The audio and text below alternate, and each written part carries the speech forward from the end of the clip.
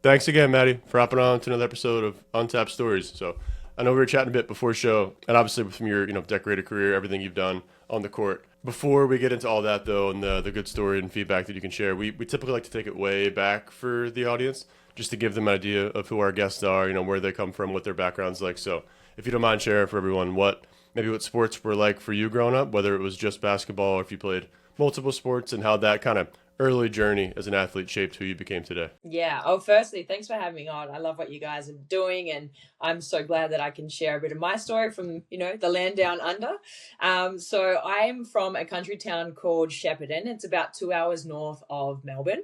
So if you think of like Outback Australia and country towns, like that's me basically. So, but in saying that, my town, my parents still live there. So I actually just came back from there today. I spend half my time at the moment in Melbourne and in Shep, obviously doing some coaching and training still because I want to be able to give back to the community that I grew up in. But it's actually a very big sporting community. So especially when I was growing up, I was someone who I just loved playing sports. I loved being outside. And obviously back then we didn't have the access to technology that we have now and how free and open and easily accessible it is. And so, we had like dial up internet and it would never work on the farm that we were on. So I was just always outside playing sports and I loved it. I loved any sort of sports. I did so many growing up. My main three that I did were athletics, netball, which is obviously very Australian, very Commonwealth. So I actually started playing netball before I did basketball. I started when I was 9 with netball, and it was a easy crossover to basketball. And I started basketball when I was 11, and it was only because Oh my wow. brothers were playing. And of course, I had to do everything that they did. So that's how I got into it. My parents didn't play. I loved playing sport and being a part of a community like that. So that's kind of been my background. It was because I'm from a smaller country town. There were times throughout my career that there wasn't even a competition. I think it was like maybe under 16s. There wasn't enough girls. Oh wow. So I ended up having to travel to Melbourne twice a week to go play in a good competition if I wanted to really excel in my career and make it an actual career. Hmm. So when I was 14, I started traveling, twice a week to and from Melbourne. So Friday nights, play Friday nights at like 9:45, 10 o'clock at night, drive back, get home 2, 3 o'clock in the morning, play Jeez. play netball on Saturday morning, and then go back Sunday morning, leave at like 4 o'clock in the morning, go to do an individual beforehand, and then do team practice and drive back. And that was just on the weekends. That was between state programs, regional programs, traveling all over Victoria. Also traveling to another regional town to play with, start training with a national team here. So bit of a long-winded answer, but found ways to be able to be successful. And luckily in the country region that we have here, especially in Victoria, there's a lot of pathways to be able to start up with. That's dedication. Wow. Yeah. You had a lot of travel too. I know Yeah. you bring up. So who was taking you? How are you getting around? With all the travel and everything, getting to these games. Yeah, I mean, it was just something that I'm so used to now. So it's really funny when I go play overseas and, the girls are like, oh, we have like a 3 hour drive or like a 6 hour flight. I was like, you could go on a flight for 3 hours in Australia and not even be out of the state, basically. Like, sometimes, I mean, that's a little bit exaggerated, but because I also did so much travel when I was younger and having that dedication from my parents as well, I'm just used to it as well. And I find ways to really maximize that time with travel. I couldn't have been a professional athlete or even played basketball without doing that. So my parents would obviously take me a lot of places. My mum would do most of the driving on the weekends, and that because she had a little bit more flexibility with her job. My dad was working a lot, but he would take me when he could. But also when I was younger, my mum, sometimes I'd just have to catch the train down. So around, I think I was, even younger than 14, like she had breast cancer when I Oh was jeez. a younger too. So there were some times that I would have to travel with teammates or people that were going to the same camp and I might not necessarily have known them or whatever. So it allowed me to be able to grow and mature in ways and become really independent at a young age. Even when I was traveling with them, I was doing my homework in the back of the car. I was actually playing the flute. I was doing flute lessons. So I was in the back of the car playing the flute for a bit.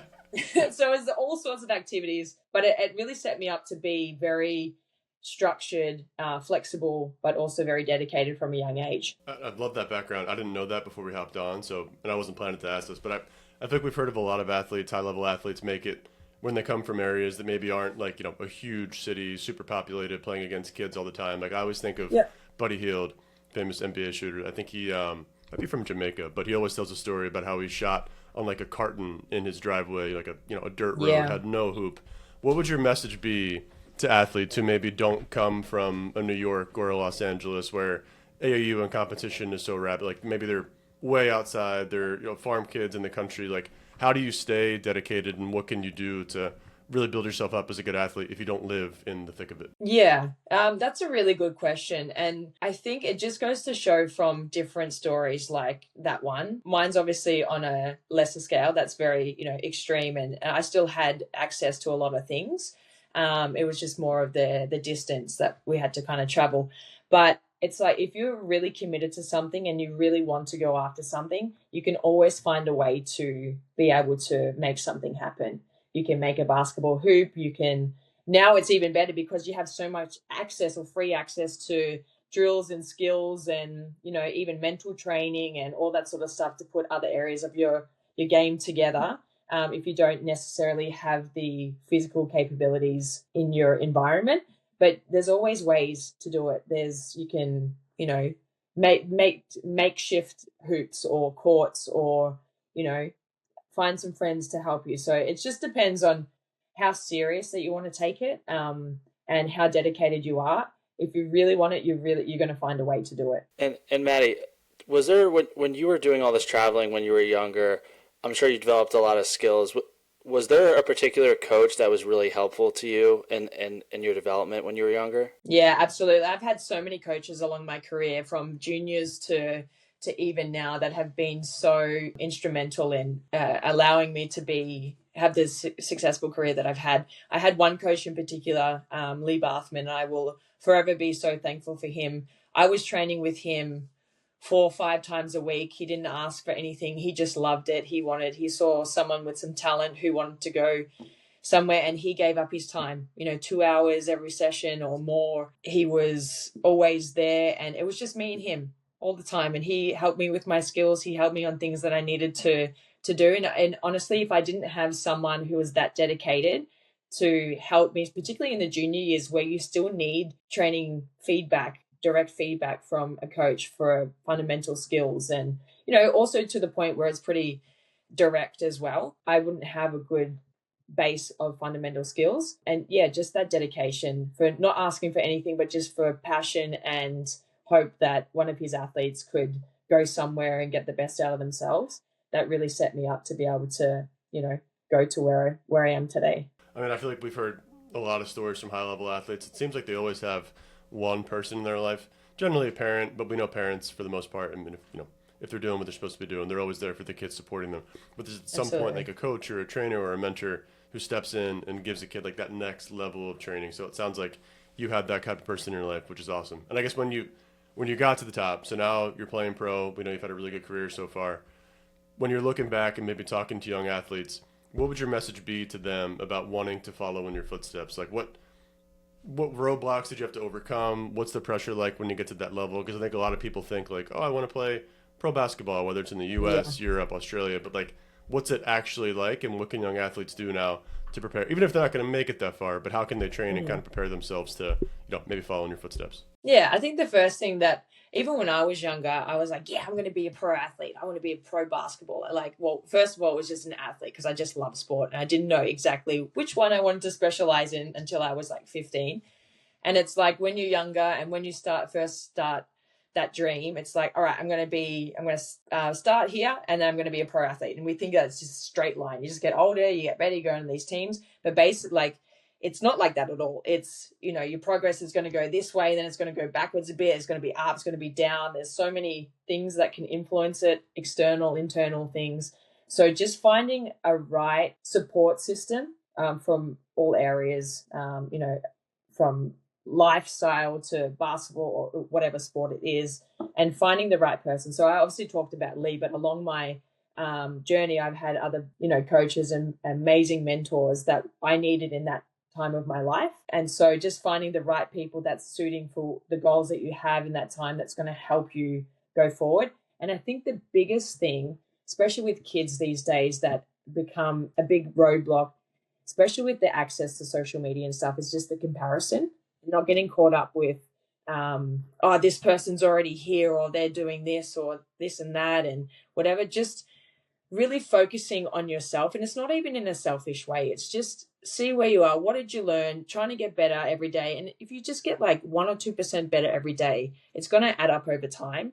And you have 365 days in a year. Like if you're getting 1% better every day, like you're already doing an amazing thing. And just not falling into the trap of that comparison, especially because it's, everyone's posting on social media. And look, I do it. I post the highlights and everything, but I also try to be realistic. And some days I feel so bad and I just have to go out and do a session because I know it's going to help me. It's not the best session, but I know that that's going to make me better, and something is better than nothing. And I know that I have a good support system around me as well. That's great. And you brought up too, some of the roadblocks that youth athletes have. One of the big things with athletes with mental health and having anxiety before games, you playing at the professional level, are there specific techniques you use to stay focused when you're under pressure or before a game? I still get so nervous and I still get anxiety. And this has actually been my mental side of my game has and still is the biggest part of my game that I try to work on, because it's what's had the most influence. And I still feel like I have so much to give. Like I'm 33 and people start thinking it like when you're 30, when you're going to retire and this and that. I'm like, I physically feel about 25 and I feel like I still have so much to give in my career and my skill because I'm still refining my mental side. So I highly recommend working with a sports psychologist, and I talk openly about it because it shouldn't be a subject that is taboo. It shouldn't be like, okay, you're going to a sports psych because you have anxiety and there's something wrong with you. It's completely normal. So I like to remind my athletes that it's very normal, and it's like working on your mind, which is anxiety is a byproduct of what's happening in your body, and usually starting from your thoughts, from the mind-body connection. And it's like you go to the court to work on your skill, you go to the gym to work on your strength. Well, your mind is a muscle. So for me, it's really, really important to learn proper strategies to deal with anxiety and know what your triggers are and how it shows up in your body, whether it's, sweaty hands or shaking or whatever it is. Finding ways to not get rid of it, but to embrace it and use it. And also, I love doing visualization and I do hypnotherapy with my sport psychologist. And it's not like what you see on TV, you snap your fingers and you become a chicken or whatever. It's about, because your subconscious mind is what feeds your conscious mind. So you might not even know that you're thinking or doing something, but we have repeated thoughts all the time. And that's what's controlling your program, basically. So it's, when I do visualization, it's just a break. It's just to slow my mind down. I'm still going to have these thoughts, but it's coming back to being present. And there's so many techniques, and that's why I just recommend speaking to a professional about it, because there's so many ways that you can do that, and it's so normal. And there's so much research out there that shows those who do some visualization in their skill or their sport, whatever it is, can actually improve their performance without doing any physical work, because you're activating the same neural pathways. So as you can tell, I'm very passionate about this area, and I really believe that it should become part of a training program with clubs from the professional level and from the junior level, and getting that in at a junior level. I wish that is something that I had more access to when I was a lot younger. So I'm not still trying to work as hard as I am on it.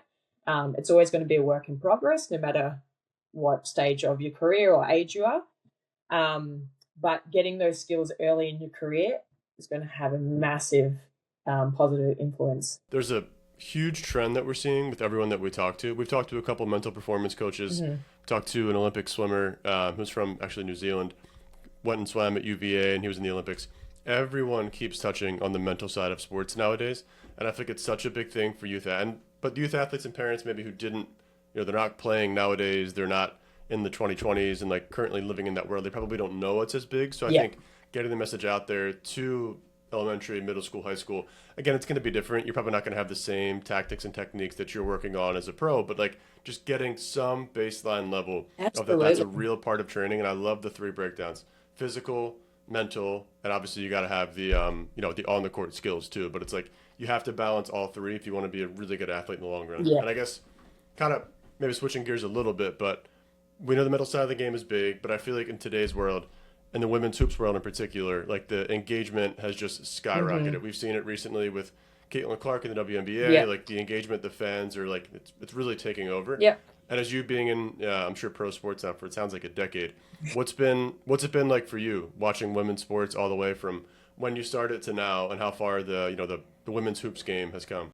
First of all, it is just incredible to see. I still feel like the women and women's sports, women's hoops as well, we still deserve like a whole lot more attention and media and stuff, but it just goes to show that we have so much talent coming through. And honestly, I talk to everyone about this when I'm like, oh, did you see this young player?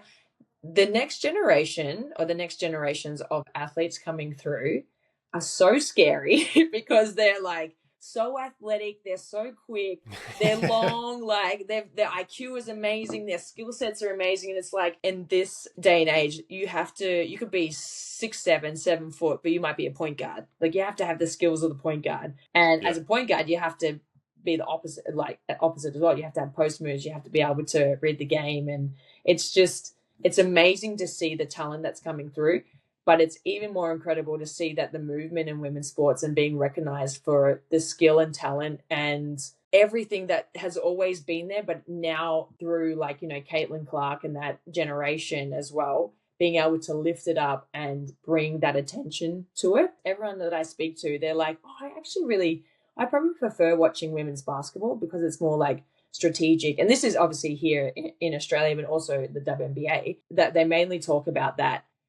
They like, oh yeah, I prefer watching women's basketball just because, I feel like there's so much more skills involved when it comes to, strategies and being able to play because, of different things. And now we've got, women, young girls who are out there dunking the ball. So the game is changing as well. But it's just incredible to see how it's come into the spotlight a little bit more for where it should be. And I still feel like there's a ways to go, obviously. But it's really comforting and really exciting to see the changes and where it's headed. Can you throw down, Maddie? Can you lift up and dunk one in there? It depends what day we're talking about. Because most days, maybe Tuesday, Thursdays aren't my dunk. No, I'm just kidding.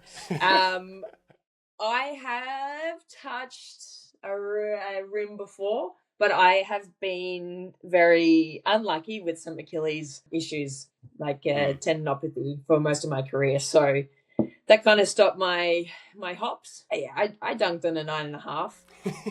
How did you adjust your game? Because I'm sure when you were younger, the amount of people shooting 3-pointers was the game was just different. And then you go to play professionally, and then people are developing, getting stronger. And then even as you're already playing professionally, people are coming in that are younger, that are bigger, stronger, more athletic. So how do you adjust to that? Well, over the last few seasons, actually my last season in France was really interesting because they're super athletic. It's a very defensive driven league as well. So getting a regular shot off is really hard. And for me, like my 3-point shot is my bread and butter. Like that's what I do. And obviously when you have a bit of scouting, and that's what I do the most. And then I'm going into a league that's athletic and strong. It's really hard to get a shot. You might have like 1 second usually. You're not even getting half a second in this league. So you have to always adjust. I'm always someone that I will work on the things that I'm obviously good at because that's what I'm bringing to a team. But I'm always trying to find a way to work on my handle, because if I work on my handle, it's going to work on my shot. If I'm only just shooting 3-point shots, then I need to find a way to be able to get to the basket, get myself involved in other ways. If my shot's not dropping, if I can't get to the ring as easily by getting a rebound. So it's just finding ways to really impact the game. And just knowing that I actually had this conversation with the coach I'm working out with now. And I said, the skills that I had before, they're good. Okay. They got me to where I am today, obviously. But now, even though I'm in my 30s, I need to find ways to improve that. So it's not like you're just always evolving. If you're not evolving, then you're going to get left behind, basically. And I was like, okay, now I need to be more aggressive on the I need to work through physicality more because they're not letting me shoot the three. So now I need to get on the hoop, and I have these things I need to work on different things. So it was really good for me to go to France and have like a bit of a tough season personally, but it made me, I had some months off and I came back here and I said, right, this is what happened. This is how I felt. And now I need to work on these things because obviously I need to adjust now. And it's probably been the moment that I needed in my career that I was like, all right, what I was used to, games changed. Now I need to like add stuff to it. Not so much change it, but like before I could sprint, I could use my speed to get the basket. Now there's no hope I can do that. I need to find ways to be shifty with it. So it's it's a work of art. And as I said, if you're not always progressing and finding ways to get better like that, then the game will just go ahead. That's really cool. Yeah. I think you have to, no matter, we see the same thing in like business startup world.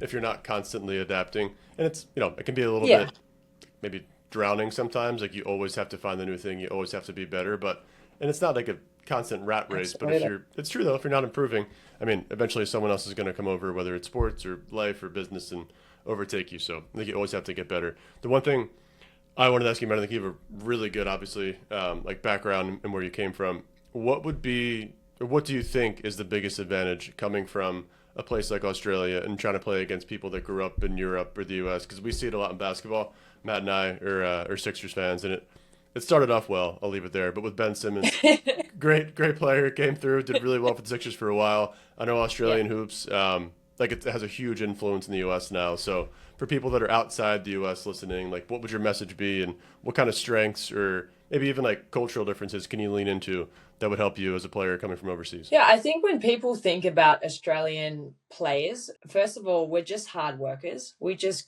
go. Like, we just work as hard as we can. We're strong players. We're usually very strong-minded in that way because we're used to just, being committed and passionate about what we do. I think also, especially in the women's side, we're a very structured culture, I guess. So when you watch us, play national teams and all that, you can see, especially on the women's side, that it's very kind of structured play. It's changing a little bit now to be a little bit more fluid. We talked about the game changing a little bit, but we're just hard players and just dedicated to what we do. And maybe that's because we have to travel around a lot when we're younger to get those opportunities. And just, if we're going to really become professional in something, just being dedicated to finding ways and working hard. And that's just something, especially when I was growing up, like no matter what we did, just do it as hard as you can.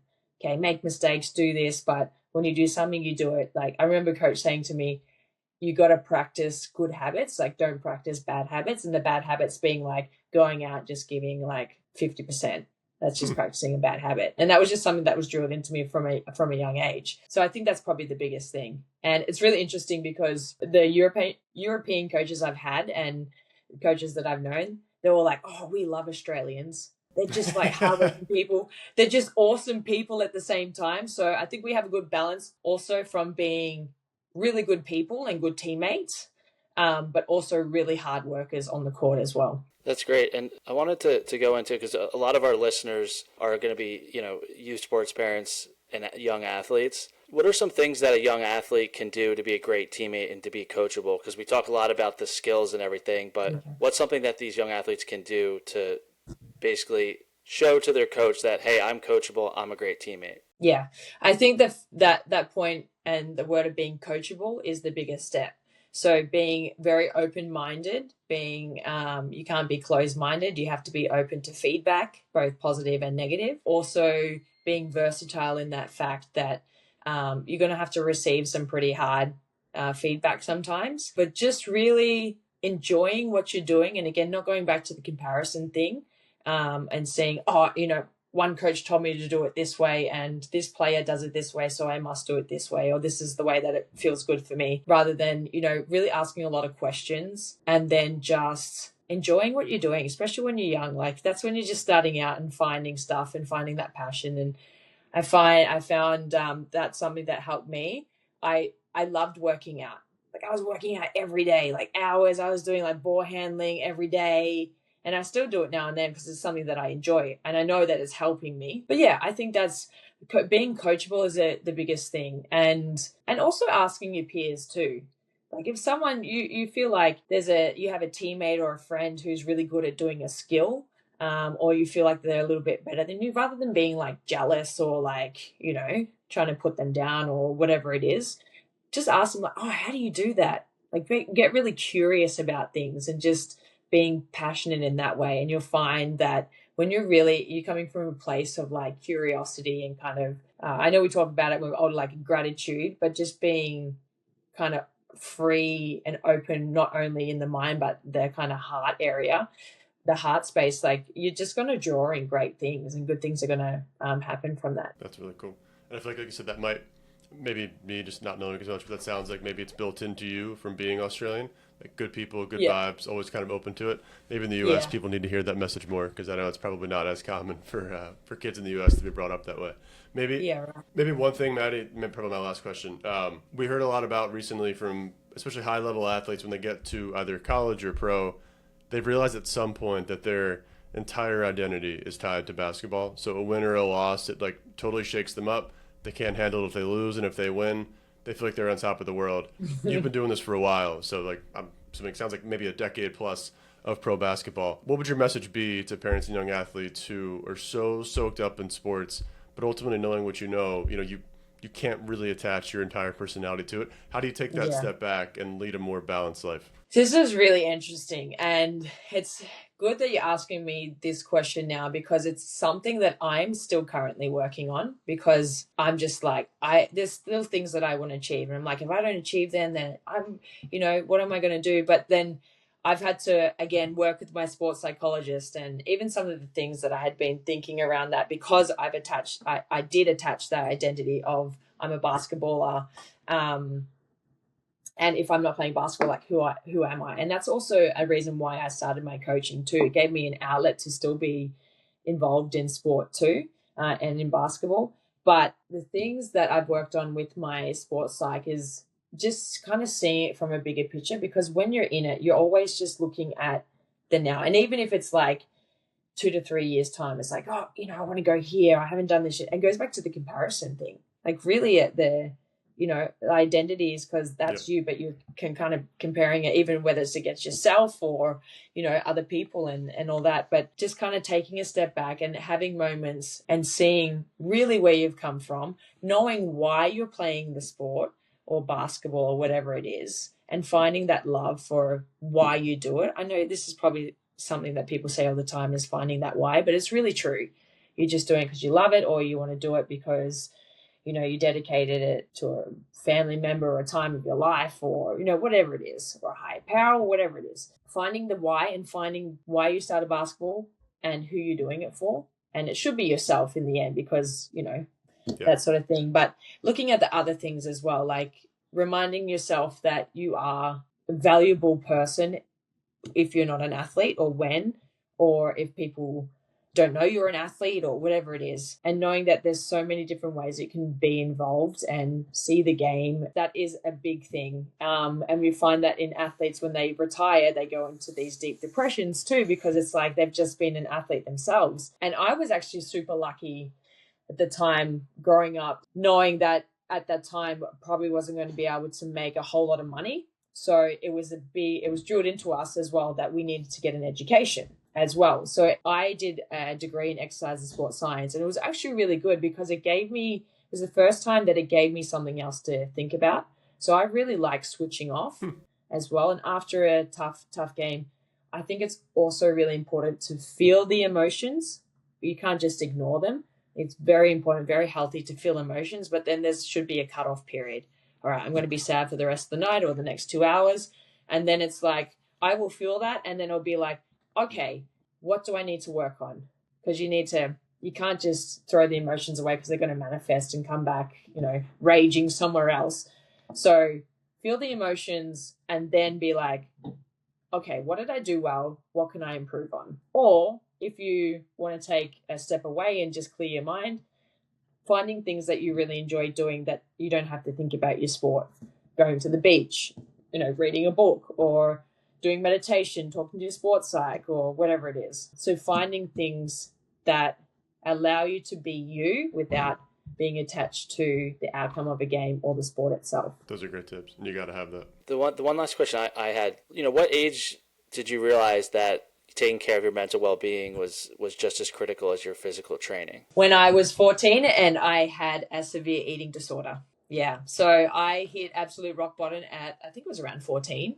And I had, very, very bad eating disorder. And obviously you see the physical effects, but it's actually a mental illness. And just the way that I was processing life and myself and my vision, that my whole world was disordered. And I just got to a point where I just hit rock bottom. And thankfully I had a moment where I was like, I switch flicked and I was like, oh my gosh, I need help.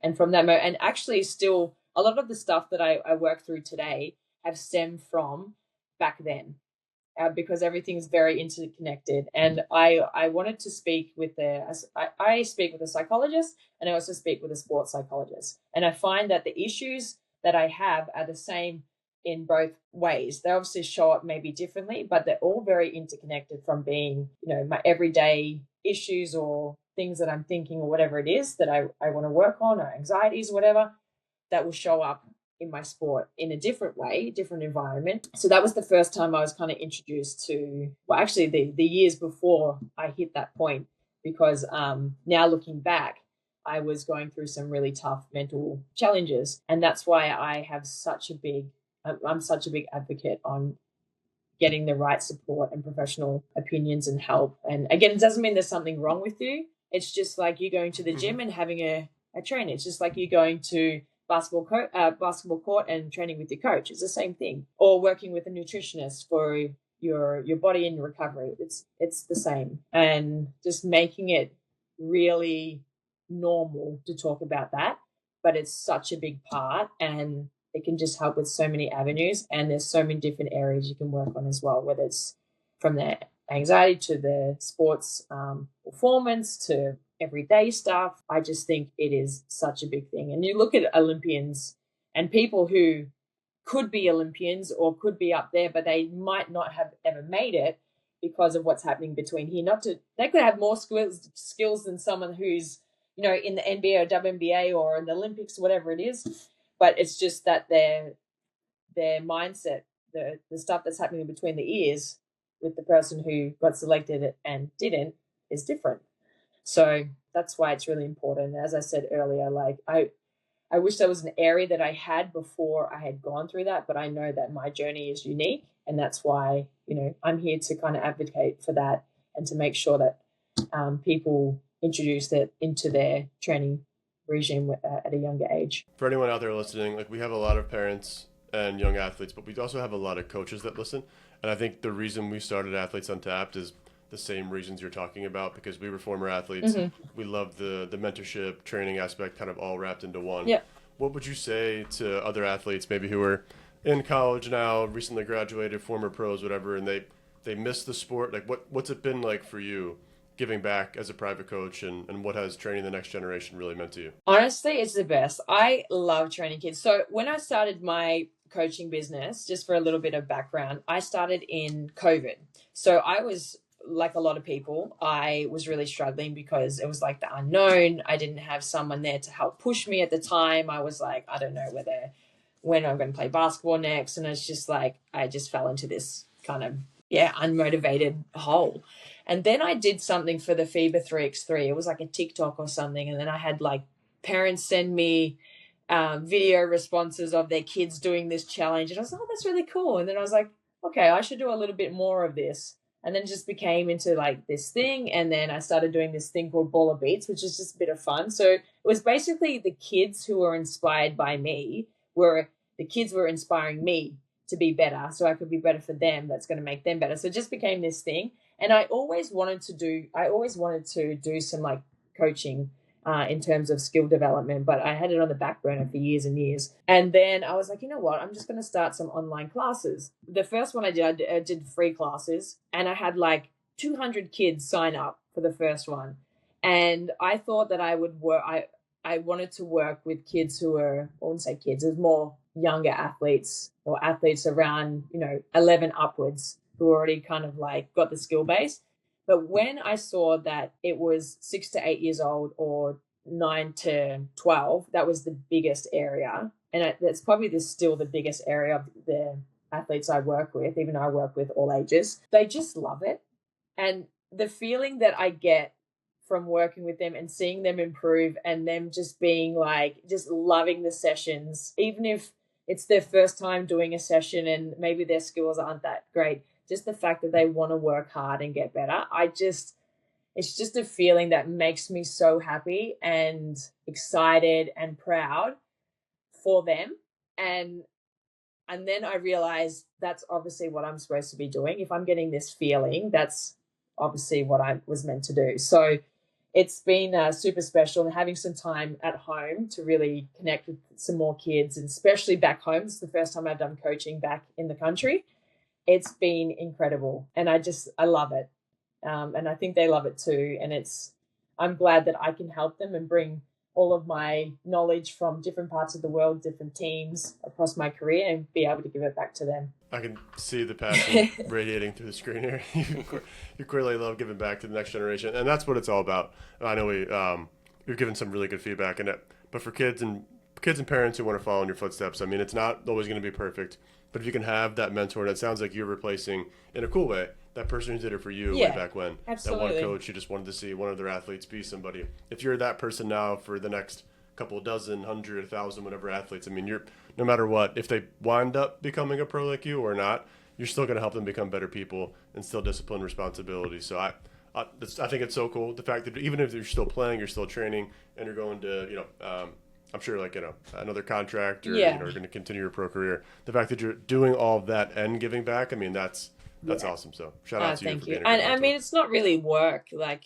when you love something that you do, it's not really work. And you just right where you're saying then that I have one boy. I started with him when he was like 11, and then I just saw him again a few years later, and he'd grown up a little bit. And I saw him like not even a few months ago, and he's like, I was running his program, and I was like, oh, this is what we did last time. And he walked in, he's like this young man. And I was like, oh, I'm so proud. It's like, it's my own child. But he even started his own like little basketball coaching sessions because he loved what we were doing. And so it's kind of like seeing that. He does like little skill session with even his teammates and stuff. And it's just like, I love that. And I just want to give not only like the skills, but them tools to be able to use not only in basketball, but in life. And that's a lot of that coming back to skill work, but also the mental side of things. So yeah, I have two boys, one who's 2, one who's 9 months. If we lived in Australia, I'd be signing them up for sessions right now with you. But well, hey, I might be over to the States one day, so I'll hit you up for sure. Yeah, if you come to the East Coast, let me know. I just want to say I loved all your comments, feedback on the mental health side. I can tell you've definitely put a lot of time into that, and that's such an important aspect of the game that I still think is overlooked by a lot of young athletes. So I really appreciated your input. That's no problems. And I had this conversation with someone yesterday. We ran our holiday clinic in Shepparton, and it's like even in clubs and stuff now from all different levels, even at the pro level, it's like, okay, you have access to sports psychology, really good, but it's still on the athlete to do it. So I'd love to see, clubs and organizations implementing it like we would going to like having your weight session and stuff, even if it's just, 5 or 10 minutes. But I can't stress it enough because it's just been the biggest part of my career. And I'm going to be honest, like I still struggle with a lot of things. And it's been the biggest thing that's held me back from achieving other things as well. So I want to be able to help people not do similar stuff that I had done, but also do stuff that I had done that had helped me, like both sides of it. I think an NPC coach that we had on the other day, she said, I loved her quote. I was going through when she was trying to become a mental performance coach, still going through her own stuff. She had her own issues. Everyone does, but it just gives you the tools to equip them. You can't ever block those things from coming into your life. Struggles, failures will always happen no matter who you are, but if you have the tools to handle them, you'll be a lot better. But it's not a catch-all to stop bad things from happening, but at least you have the know-without to actually. I mean, you need those obstacles and those failures. And again, that's one piece of advice too. I wish someone had told me, I did have people who tell me, but just really drill it into me that you need to fail. Like you need to feel good with failing, because that's the only way that you're going to get better. And it's not failure it's a harsh word because we associate it with like obviously not being good enough and stuff, but it's just the description of it as well, how it can really be powerful. I'm not sure about your sessions. I know with a lot of the, before we built AU, I did a lot more like one-on-one training. I would always tell kids, and Matt and I are basketball players too, if you're not dribbling the ball off your foot and if you're not missing shots, I'm doing something wrong as a coach because it shouldn't be this easy. And I see kids come in for the first session, every dribble's perfect, it's slow, and I'm like, no, like, the idea is to like slam it in the ground, you lose it, go chase it. Like it's a badge of honor to go chase the ball and not to be perfect. So yeah, for sure. Like, once athletes realize that, they'll be a lot better off in the long run. For sure. But honestly, Maddie, this was a ton of fun. Thank you for everyone listening. Maddie's now up at midnight her time doing this with us. So that's how much she cares about the next generation and spreading a good message. No worries, Maddie. guys. I appreciate you. And really as I said, I love what you're doing, and listen to some of the stuff the past people we've had on here, and I'm glad I could be a part of it. Appreciate it, Maddie. Awesome chatting. Awesome. Thank you.